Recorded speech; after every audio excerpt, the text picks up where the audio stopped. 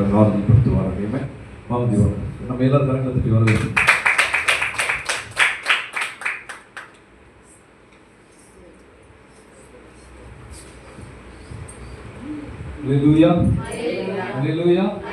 ஆண்டவரும் அருமை இரட்சகருமாக இயேசுவின் நாமத்திலே அன்பின் வாழ்த்துகளையும் நன்றியும் கர்த்தர் நல்லவர், அவருடைய கிருபை என்றும் உள்ளது. ஆமென். அல்லேலூயா. இந்த மாலை வேளையிலும் கூட என்னோடு சேர்ந்து எடுத்துக்கொள்ளுங்கள். மத்திய எழுதின சுவிசேஷம் 10வது அதிகாரம் 36வது வசனம் வாசிங்க.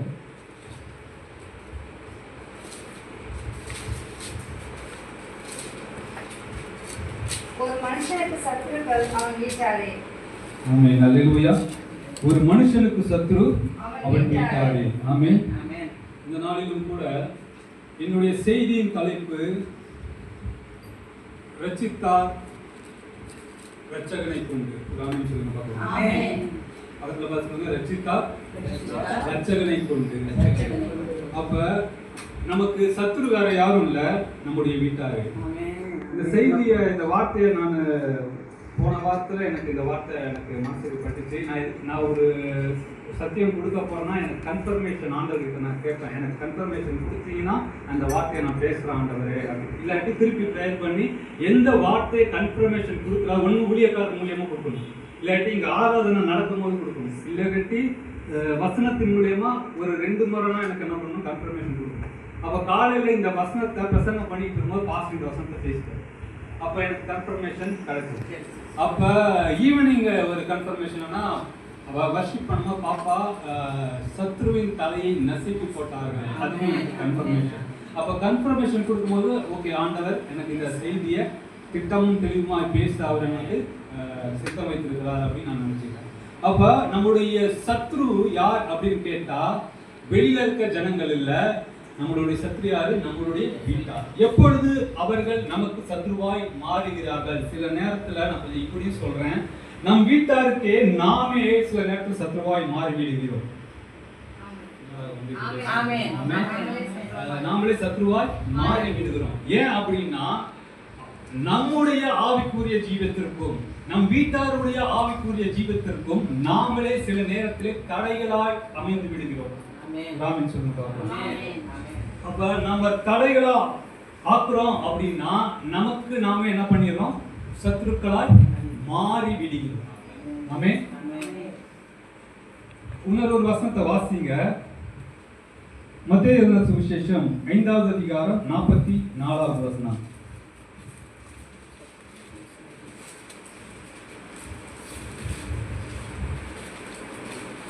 நான் உங்களுக்கு சொல்லுகிறேன், உங்கள் சத்துருக்களை சிநேகியுங்கள், உங்களை சபிக்கிறவர்களை ஆசீர்வதியுங்கள், உங்களை பகைக்கிறவர்களுக்கு நன்மை செய்யுங்கள், உங்களை நிந்திக்கிறவர்களுக்காகவும் உங்களை துன்பப்படுத்துகிறவர்களுக்காகவும் ஜெபம் பண்ணுங்கள். ஆமென். அல்லேலூயா. ஆண்டவர் சொல்றாரு உங்கள் சத்துருக்களை சிநேகியுங்கள் அப்படின்றார். அப்ப சத்ருனா நம்ம நினைச்சுக்க கூடாது பிசாசு ஆண்டவர் சிநேகிக்க சொல்றாருன்றத நம்ம நினைச்சுக்க கூடாது. பிசாசினுடைய காரியம் நம்மிடத்திலே வரக்கூடாதபடிக்கு சிலுவையிலே ஆண்டவர் பிசாசின் தலையை நசுக்கி போட்டார். இப்ப சத்ருவை சிநேகிக்க சொல்றாருன்னா நம் வீட்டாரே நமக்கு சில சோதனைகளை கொடுக்க வேண்டும் என்பது ஆண்டவருடைய திட்டம், தெளிவுமான ஒரு வார்த்தை. அப்ப இந்த வார்த்தை எதனோடு நான் தொடர்பான அதை பேச போறேன்னா, நியாயாதிபதிகளின் புஸ்தகம் 3வது அதிகாரத்தை எடுத்துக்கொள்ளுங்க. நியாயாதிபதி அது ஒரு சம்பவம் 3வது அதிகாரத்துல வருது. அங்க அநேக ரட்சகர்களை ஆண்டவர் எழுப்பினார். ஏன் அப்படின்னு கேட்டா இந்த இஸ்ரவேல் ஜனங்களுக்கு மற்றவர்கள் மோவாபியரோ அம்மோன் புத்திரர்களோ பெலிஸ்தியரோ அவர்கள் எல்லாம் இவங்களுக்கு சத்ரு கிடையாது. இவர்களுக்கு சத்ரு அவர்களே தன் சொந்த ஜனங்கள். அப்ப இவர்கள் சத்ருவா இவர்களுக்குள்ளேயே ஆண்டவருடைய திட்டத்தை இவர்கள் செய்யாத பொழுது ஆண்டவர் அங்க மனஸ்தாபப்பட்டு அவர் மனம் குலைந்து அவர்கள் உச்சக்கட்டத்துக்கு ஆண்டவரை கோபத்துல என்ன பண்ணிடுறாங்க, கொண்டு போய் என்ன பண்றாங்க, புறஜாதியின் இடத்துல என்ன பண்றாரு, ஒப்பு கொடுக்கிறார். ஒரு ஆமென் சொல்லுங்க பார்க்கலாம். அப்ப புறஜாதி இடத்துல ஒப்பு கொடுக்கும் பொழுது சில வருஷங்கள் சில சில நாட்கள் அவருக்கு என்ன பண்றாங்க, இஸ்ரவேல் ஜனங்கள் அடிமைப்பட்டு கிடக்கிறாங்க. ஆண்டவருடைய திட்டமும் தெளிவுமான காரியத்திற்கு சித்தத்திற்கு அவர்கள் இடம் கொடுக்காத பட்சத்துல, ஆண்டவரை ஆராதிக்காத பட்சத்துல, எல்லா நேரத்திலும் ஆண்டவரை தேடாத பட்சத்துல, ஆண்டவரை முறுமுறுத்த நாட்களிலே, ஆண்டவருடைய தேவ மனுஷர்களை முறுமுறுத்த நாட்களிலே உச்ச கட்டத்துக்கு தேவன் கோபம் அடைந்து புற ஜாதியின் கையில் இந்த இஸ்ரவேல் ஜனங்களை ஒப்பு கொடுக்கிறார். ஒரு ஆமென் சொல்லுங்க. அப்ப ஒப்பு கொடுக்கும் பொழுது இவர்களுக்குள்ள ஒரு மனஸ்தாபம், ஒரு மனக்கலக்கம், ஒரு மன போராட்டம். ஏன் அப்படின்னா, விருத்த சேதனம் இல்லாத பிற ராஜாக்கள் ஜனங்கள் இவர்களை ஆளுகை செய்கிறார் என்று இவர்களுக்குள்ள வேதனை. அப்ப அடிமைத்தனத்துக்குள்ள இருக்கிற இஸ்ரவேல் ஜனங்கள் ஆண்டவர் இடத்துல போய் என்ன பண்றாங்க, கூக்குரல் இடுகிறார்கள். அப்ப அவர்களுடைய கண்ணீரும் கவலைகளும் அவர்களுடைய கூக்குரலும் ஆண்டவருடைய சமூகத்திலே எட்டுகிறது. எட்டும் பொழுது ஆண்டவர் அவர்களை விடுதலை செய்யும்படியாக ஒரு இரட்சகனை எழும்ப பண்ணுகிறார். சீசனுக்கு நியாயாதிபதிகள் புத்தகம் நீங்க படிச்சீங்கன்னா தெரியும். சீசனுக்கு ஆண்டவர் ஒரு இரட்சகனை எழுப்புவார். ஏன்னா இவங்க தப்பு பண்ணுவாங்க, ஆண்டவருக்கு உச்ச கோபம் வரும். என்ன பண்ணுவாரு, கொண்டு போயிட்டு அடிமைத்தனத்தை விட்டுருவாரு. திருப்பி இவங்க மனம் திரும்புவாங்க, என்ன பண்ணுவாங்க, ஆண்டவரோட சமூகத்துல போய் புலம்புவாங்க. இவங்களுடைய புலம்புகள் ஆண்டவர் சமூகத்துல எட்டும். திருப்பி ஆண்டவர் இறங்குவாரு. என்ன பண்ணுவாரு, அந்த இடத்துல யாராச்சும் ஒருத்தர் அவர் இருதயத்துக்கு ஏற்றவன்பா ஏற்று எழுப்ப பண்ணுவாரு. திருப்பி அவன் என்ன பண்ணுவான், அந்த இரட்சகன் அவர்களை ரட்சிப்பான். ஒரு ஆமென் சொல்லுங்க. அப்படி எழுப செய்த ஒரு இரட்சகன் தான் ஏகூத் என்கின்ற ஒரு இரட்சகன். ஒரு ஆமென் சொல்லுங்க பார்க்கலாம். நியாயாதிபதிகள் புத்தகம் வாசிங்க, 3வது அதிகாரம் 12 முதல் 30 எடுத்து வச்சுக்கோங்க. நான் எந்த வசனம் வாசிக்க சொல்றேனோ அது மட்டும் நீங்க வாசிங்க. அந்த ஏகூத் என்கிறவன் பென்யமீன் கோத்திரத்தான். ஒரு ஆமென் சொல்லுங்க பார்க்கலாம். இந்த ஏகூத்தை ஆண்டவர் கண்டுபிடித்தார். ஒரு ஆமென் சொல்லுங்க பார்க்கலாம். இப்ப எழும்ப பண்ணினார் அப்படின்னா இந்த ஏகூத் முன் வந்தான் என்று அர்த்தம். ஒரு ஆமென் சொல்லுங்க பார்க்கலாம். என்னுடைய முதல் பாயிண்ட் என்னன்னா, ஏகூத்துக்குள் இருந்த 3 காரியங்கள். ஒன்று, முன் வந்தான். ஃபர்ஸ்ட் பாயிண்ட் முன் வந்தான். இரண்டாவது பாயிண்ட் முறியடித்தான். மூன்றாவது பாயிண்ட் என்னன்னா முழங்கினான். ஒரு ஆமென் சொல்லுங்க பார்க்கலாம். ஃபர்ஸ்ட் பாயிண்ட் சொல்லுங்க, முன் வந்தான். இரண்டாவது பாயிண்ட் முறியடித்தான். மூன்றாவது பாயிண்ட் முழங்கினான். அப்ப ஏகத்துக்குள்ள இந்த 3 குணாதிசயங்கள் இருந்தது. என்ன அவனுக்குள்ள இருந்த குணாதிசயம் அப்படின்னா, என் ஜனங்கள் ஆண்டவரை சேவிக்க வேண்டிய என் ஜனங்கள், ஆண்டவரை வணங்க வேண்டிய என் ஜனங்கள், ஆண்டவரை தேட வேண்டிய என் ஜனங்கள் இப்பொழுது எங்க இருக்கிறாங்க, அடிமைத்தனத்துக்குள்ளே இருக்கிறார்கள். சிக்குண்டவர்களாய், சிதறுண்டவர்களாய், அவர்கள் எந்த சூழ்நிலையிலும் விடுதலையாக்கப்பட முடியாதபடிக்கு எத்தனை வருஷம் இருந்தாங்க அப்படின்னு பார்த்தோம்னா 18 வருஷம் மோவாபிய ராஜாவினருக்கு தேவன் ஒப்பு கொடுத்தார்.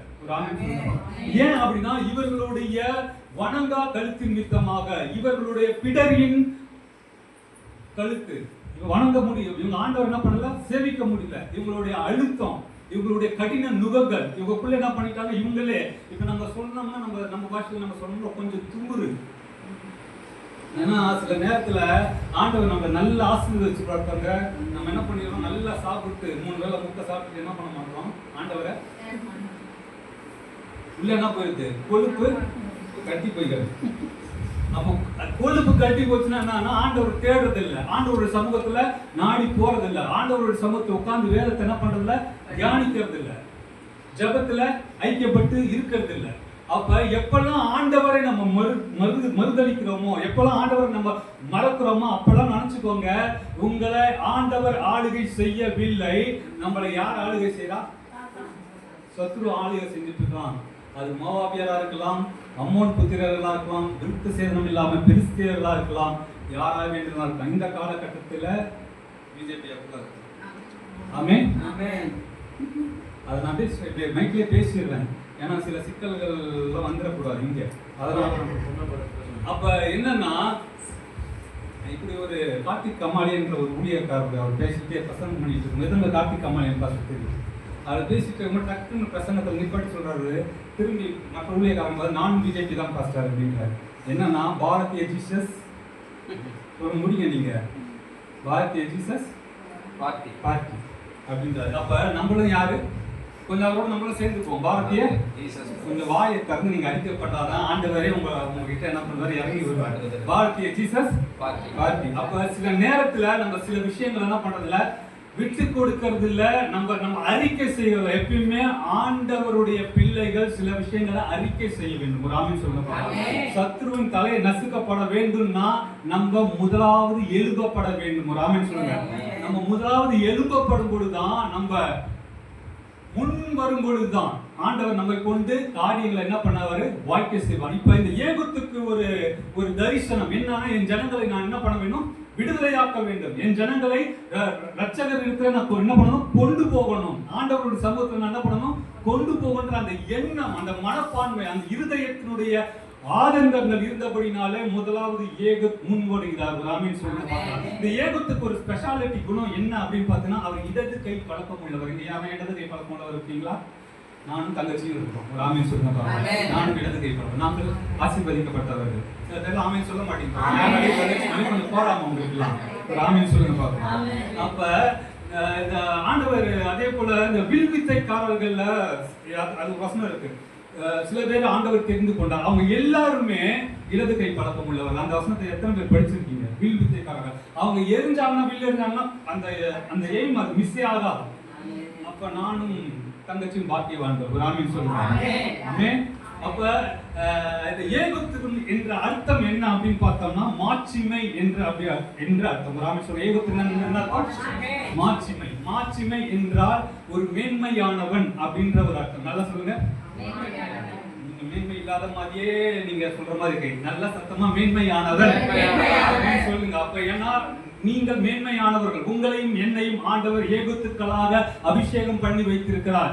ஜனங்களுடைய சிறையிருப்பில் இருந்து அவர்களை மீட்கும்படியாக கர்த்தர் உங்களையும் என்னையும் தெரிந்து கொண்டிருக்கிறார். ஒரு ஆமென் சொல்லுங்க. அப்ப முன் வருகிற அனுபவம் நமக்கு தேவை ஏகத்தை போல. இப்ப ரெண்டாவது ஒரு காரியம் என்ன அப்படின்னு பார்த்தா, இந்த ஏகத்துக்குள்ள ஒரு மாஸ்டர் பிளான் வச்சிருக்காரு. என்னன்னா, இந்த மோவாபிய எக்லோன் ராஜாவை முறியடிக்க வேண்டும். ஒரு ஆமென் சொல்லுங்க பாப்பா. இந்த முறியடிப்பதற்கு ஒரு ஆயுதத்தை அவர் தயார் செய்கிறார். இந்த ஆயுதம் தான் இருபுறமும் கருப்புள்ள பட்டயம். பரிசுத்த வேதாகமம். உங்களிடத்திலும் என்னிடத்திலும் கொடுத்திருக்கிற பரிசுத்த வேதாகமம். இந்த இஸ்ரவேல் ஜனங்களுக்கு ஒரு பாரம்பரிய பழக்கம் உண்டு. என்ன பழக்கம் அப்படின்னா, அந்த சிம்பிளா அந்த இருபுறம் கருப்புள்ள பட்டயத்தை யூஸ் பண்ணுவாங்க. எங்க யூஸ் பண்ணுவாங்க அப்படின்னு யாரும் கேள்விப்பட்டிருக்கீங்களா? இருபுறமும் கருப்புள்ள பட்டயம். தாய்மாரெல்லாம் கொஞ்சம் சீக்கிரமா சொல்லிடலாம். உங்களுக்கு பிரதான ஒரு ஐயா அம்மா அவங்க அந்த ஏகுத்தான் இடுப்புல சொல்லி வச்சிருக்காரு. நான் தாய்மார்களுக்கு சொல்றேன். அப்ப நீங்க ஈஸியா கண்டுபிடிச்சிடலாம். நீங்க உங்களுக்கு பிரதானமா ஒரு இடத்த ஆண்டவர் கொடுத்திருக்கிறார் வீட்டுக்குள்ளேயே, கிச்சன்.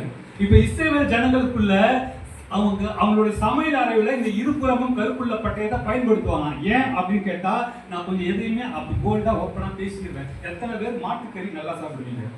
சில பேர்லாம் சாப்பிட்டுட்டு வயிறு ஃபுல்லா அடிச்சுட்டு தொண்டை வரைக்கும் அடிச்சுட்டு இல்ல நாங்க சாப்பிட மாட்டோம்னு சொல்லுவாங்க. அப்படி சில கேசுகளும் ஓகேங்களா? வாயை திறந்தா காக்கா கொத்தி கறி எடுத்துட்டு வந்துருவீங்க. அப்ப அந்த மாதிரிதான் சாப்பிட்டு என்ன பண்ணுவாங்க, நாம இல்ல நாங்க இப்படியாக்கும் அப்படியாக்கும் நாங்க என்ன பண்ண மாட்டோம், கொஞ்சம் வாயை திறந்து சொல்லுங்க, நாங்க சாப்பிட மாட்டோம். நான் ஃபுல்லா சாப்பிடுவேன். வாங்கி எடுத்தீங்கன்னா ராமின்னு சொல்லுங்க பாக்கலாம். அப்ப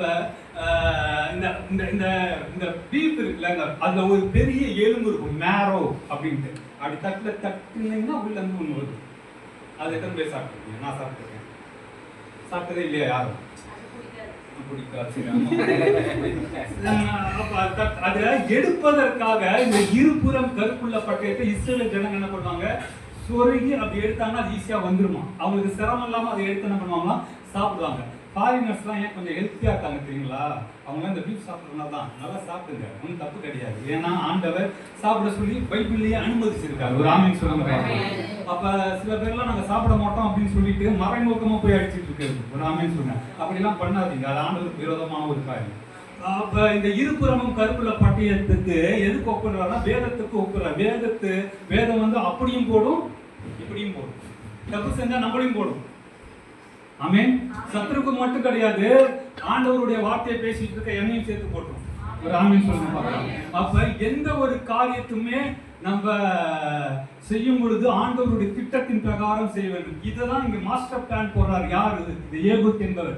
என்னன்னா, இந்த ராஜாவை என்ன பண்ணணும், தனிமைப்படுத்த வேண்டும். தனிமைப்படுத்தும் பொழுது இந்த இருபுறமும் கருப்புள்ள பட்டயத்தை கொண்டு அந்த எக்லோன் ராஜாவை என் பாஷையில சொல்லணும்னா போட்டு தள்ளிடணும். ஒரு ஆமென் சொல்லுங்க பாருங்க. இந்த எக்லோன் ராஜா எப்படி இருந்தாரு அப்படின்னு பாத்தீங்கன்னா, ஸ்துதித்திருந்தார். இருந்தாராம். ஏன்னா ஊரை அடிச்சு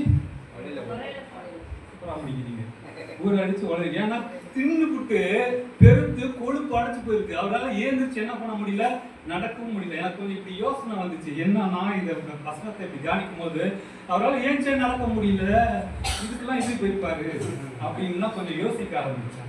ஏன்னா அங்கேயே வசனம் அது படிச்சு பார்த்தீங்கன்னா தெரியும், அவங்க சேவகர்கள் இருந்தாங்க. நம்ம ஆளு போட்டு தட்டு போயிடுறாரு, யாரு ஏகுத்து முடிச்சுட்டு போயிடுறாரு. ரொம்ப நேரம் அறப்பூட்டிய கணக்கு இவர் ஆசனம் பண்ணி கொண்டிருந்தார் அப்படின்று இவங்க என்ன பண்ணிருக்காங்க, வெகு நேரமா காத்திருக்கிறாங்க.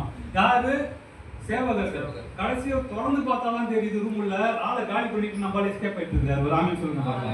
அப்ப இந்த எக்ரோன் ராஜாவை முறியடிக்கப்பட வேண்டும். ஏன் அப்படின்னா 18 வருஷம் கப்பம் கட்டிருக்காங்க, 18 வருஷம் காணிக்க கொடுத்துருக்காங்க. என் சொந்த ஜனங்கள் உழைப்புல உட்காந்து சாப்பிட்டு உனக்கே அவ்வளவு இருக்கும்போது என் ஜனங்க உழைச்சி கொடுத்துருக்காங்களே, எங்களுக்கு நாங்கள் உன்னதமான தேவனை வணங்கி கொண்டிருக்கோம், எங்களுக்கு எவ்வளவு சொல்லுங்க, எங்களுக்கு எவ்வளவு, நான் என்ன சொல்றேன்னா அது சொல்லுங்க, எங்களுக்கு எவ்வளவு இருக்கும், நல்லா சொல்லுங்க. அம்மா தான் சொன்னாங்க, அவங்க மட்டும் கை தட்டுங்க. உனக்கே அப்படி இருக்குன்னா நான் யார் சொல்றேன், தாமரை பூவை தான் சொல்றேன். ராமன் சொல்லுங்க பாருங்க. அப்ப நாங்க உன்னதமானவரை வணங்கி கொண்டிருக்கிறோமே, என்ன ஒண்ணு ஆண்டவர் எங்களுக்கு பைபிள்ல எழுதி கொடுத்துட்டு போயிருக்காரு, கொஞ்சம் அமைதியா இருக்கலாம் அப்படின்னு. ஏன்னா இப்ப யாரு எங்களோடது, இப்ப இறங்கி அடினா ஃபர்ஸ்ட் அடி பாசத்தை அடிப்பாரு. ராமன் சொல்லுங்க பாருங்க. அடுத்தடி ஏன் அடியா இருக்கு, ராமன் சொல்லுங்க பாருங்க. ஆமென். அதனால ஆமா நான் எலும்பு ஆரம்பிச்சுட்டாங்க அப்படின்னா ஆண்டவர் வேற மாதிரி எழுதி கொடுத்துருந்தாருன்னு இங்க ஒருத்தர் கூட இருக்க முடியாது. ஒரு ஆமீன் சொல்லுங்க. அப்ப எப்படியெல்லாம் தன்னுடைய ஜனங்களை அடிமைப்படுத்தி வைக்க வேண்டுமோ அப்படியெல்லாம் இந்த மோவாபியர்கள் அடிமைப்படுத்தி வைத்திருந்தார்கள். இதை தாங்க முடியல யாருக்கு, இந்த ஏகுத்துக்கு. அது போல இன்றைக்கு சிறை இருப்பில இருக்கிற இந்த சுற்று வட்டார ஜனங்கள், என் இந்திய தேசம், என் தமிழ் மாநிலம், இதை குறித்ததான பாரம் உங்களுக்கும் எனக்கும் இருக்க வேண்டும். நீங்கள் நான் ஏகுத்துக்கெல்லாம் இருந்தோம் என்று சொன்னால் அந்த பாரம் இருக்க வேண்டும். இன்னைக்கு அந்த சகோதரி வரல, காலையில வந்தவங்க இப்ப ஈவினிங் வரல. அவங்க இது நாள் வரைக்கும் என்ன பண்ணலையா, சுவிசேஷம் சொல்லல. ஆனா இப்ப என்ன பண்ணிருக்காங்க, சுவிசேஷம் சொல்லியிருக்காங்க. எப்பொழுது முன் வருகிறோமோ அங்கே நம்மளுடைய பயங்கள் நம்மளை விட்டு அகன்று போகும். ஏன்னா நம்ம எப்ப முன் வரோமோ ஆண்டவர் நமக்குள்ள இறங்க ஆரம்பிச்சிருவோம். ஆவியானவர் இறந்து கிரியைகளை நடப்பிக்க ஆரம்பிச்சிருவார். அப்புறமேட்டு நமக்கு பயமே இருக்காது, நம்ம எழுந்து செயல்படுகிற வேலை மட்டும்தான் இருக்கும். ஒரு ஆமீன் சொல்லுங்க. அதுக்கப்புறம் நம்ம ஃபுல்லாவே நம்ம ஆளுகை செய்கிறது ஆவியானவர் மட்டும்தான் இருப்பார். ஒரு ஆமீன் சொல்லுங்க. அந்த அப்படிப்பட்ட ஒரு அபிஷேகத்தை இந்த ஏகுத் என்ன பண்ணியிருந்தாரு, தனக்குள்ளே வைத்திருந்தார். இந்த ஏகுத்து என்ன பண்ணார், மூன்றாவது ஒரு காரியம். ஃபர்ஸ்ட் என்ன வந்தாரு, முன் வந்தார். இரண்டாவது முறியடித்தார். மூன்றாவது காரியம் முழங்கினார். இப்ப இவர் என்ன பண்றாரு, எப்ராயிம் மலை தேசத்துல போய் எக்காலம் ஊதுறாரு. ஏன் அப்படின்னா தன்னுடைய ஜனங்களுக்கு சிக்னல் கொடுக்கணும். ஒரு ஆமென் சொல்லுங்க. இன்றைக்கு மோவாபியர்களை நம்முடைய கர்த்தர் நம்மளுடைய கையில, உங்க கையில ஒப்பு கொடுக்கிறார் என்ற வார்த்தை என்ன பண்றாரு, முழங்குகிறார். சுவிசேஷத்தின் ஒரு அனுபவம். ஒரு ஆமென் சொல்லுங்க. இன்றைக்கு ஜனங்களை விடுவிக்க வேண்டும் என்று சொன்னால் நீங்களும் நானும் புறப்பட்டு போய் நாம் சுவிசேஷத்தை முழங்க வேண்டும். ஒரு ஆமென் சொல்லுங்க. ஆண்டவராகிய இயேசு கிறிஸ்து இந்த உலகத்திற்கு முன் வந்தார். பிதாவாகிய தேவன் நம்மளுடைய பாவங்கள், நம்மளுடைய மீறுதல்கள், நம்மளுடைய அக்கிரமங்கள் எல்லாம் அவர் சிலுவையில் அறையப்பட வேண்டும் என்று சொல்லி முன் வந்தார். சிலுவையில எல்லாவற்றையும் செய்து முடித்து சத்ருவின் தலையை நசுக்கி போட்டார். முழங்கினான். நீங்கள் சகல ஜாதிகளையும் என்ன பண்ணுங்க, புறப்பட்டு போய் சுவிசேஷத்தை அறிவித்து சீஷராக்குங்கள். ஒரு ஆமென் சொல்லுங்க. நமக்கு அதே வேலை தான். என்னன்னா ஆண்டவர் உங்களையும் என்னையும் முன்குறிச்சிருக்கிறார், உங்களையும் என்னையும் தெரிந்து கொண்டிருக்கிறார். நம்மளுடைய வேலை 3 வேலை. என்னன்னா முன் வரணும், முறியடிக்கணும், முழங்கணும். இந்த வேதத்தை பரிசுத்தம், வேதத்தை என்ன பண்ணணும், பிரசங்கம் பண்ணி எதனா ஒரு வகையில நம்ம என்ன பண்ணணும், சுவிசேஷத்தை அறிவித்தோம் என்று சொன்னால் அநேக அடிமைத்தனத்தில் இருக்கிற நம்முடைய ஜனங்களை நாம் மீட்டு கொண்டு வந்துவிடலாம். ஒரு ஆமென் சொல்லுங்க. எத்தனை பேர் ஆயத்தமா இருக்கீங்க? ஒரு ஆமென் சொல்லுங்க. இந்த சத்தியம் புரிஞ்சது உங்களுக்கு? ஆமென்.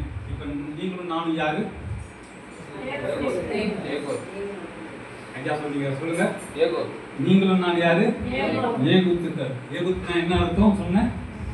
மாட்சிமை. மாட்சிமைன்னா மேன்மையான ஒரு நபர். ஆண்டவர் நம்மளை மேன்மையா வச்சிருக்காரு. நம்மளை ரசித்து அழகா நம்மளை என்ன பண்ணியிருக்காரு, மேன்மையா வச்சிருக்காரு. அவருடைய வார்த்தைய நம்மளுடைய வாயில வச்சிருக்கிறாரு. நம்மளோட வேலை ஒரே ஒரு வேலை தான், நம்ம போய் ஆண்டவரை பற்றி சொல்ல வேண்டும். நம்ம முன் வரும் பொழுது ஆண்டவர் நம்மை கொண்டு அநேக காரியங்களை செய்து முடித்துள்ளார். நம்மளை கொண்டுதான் எழுப்புதல், நம்மளை கொண்டுதான் ரட்சிப்பு. அடுத்த ஒரு ஜெனரேஷன்லாம் கிடையாது. ஒரு ஆமென் சொல்லுங்க. யார் அதை விசுவாசிப்பீங்க? என்னை கொண்டுதான் எழுப்புதல், எனக்கு பின்னாடி ஒரு ஜெனரேஷனுக்காக அந்த காரியத்தை நான் விட்டு தர மாட்டேன்னு சொல்லுவாங்க. யார்? அவங்க எல்லாம் ஒரு ஆமென் சொல்லுங்க. அப்ப நம்ம எழும்பி செயல்படுகிறவங்களா இருக்கணும். ஒரு ஆமென் சொல்லுங்க. நீங்களும் நானும் திரும்ப சொல்லுங்க. நீங்களும் நானும் திரும்ப சொல்லுங்க.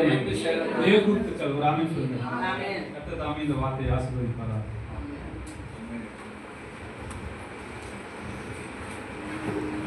நல்லவர். ஹல்லேலூயா. ஏகத்து போல கிட்டத்தட்ட தேசத்துல கடைசி வசனத்தை பார்க்கும்போது